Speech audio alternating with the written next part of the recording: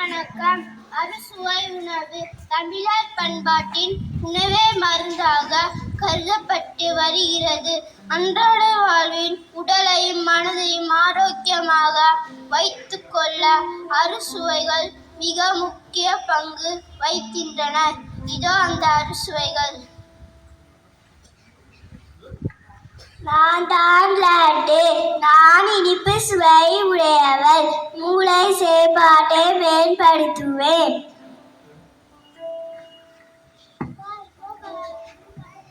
நான் தான் புளிப்பு.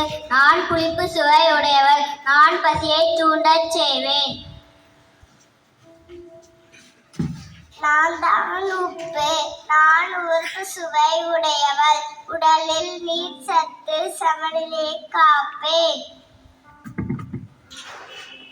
நான் தான் மிளகாய். நான் காற்பு சுவை உடையவன். இரத்த ஓட்டத்தை அதிகரிக்க செய்வேன்.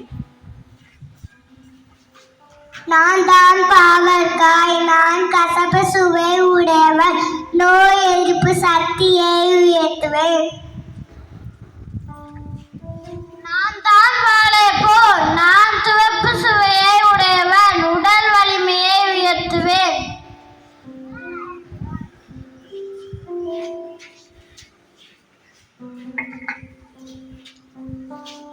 நீங்கள் தான் அந்த அறுசுவைகளா? நண்பா, எங்கே போய் சுவைத்து பார்ப்போம்.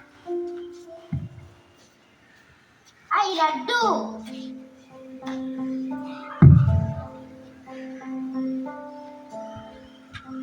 பேஸ் இனிப்புதான் அனைத்து நல்ல நிகழ்ச்சிக்கெல்லாம் தொடக்கம். புளிசாதமா? பெயரை கேட்டாலே நான் உணர்ச்சி ஊறுகிறதே.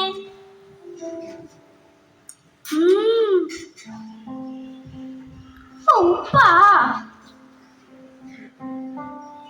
உப்பிட்டவரை உள்ளளவும் நினை. மிளகாய் பஜ்ஜியா? ஐயோ எவ்வளவு காரம். ஐயோ எவ்வளவு காரம் காரம். வித்தியாசம் உள்ளது. பாவக்காய் சீவலா?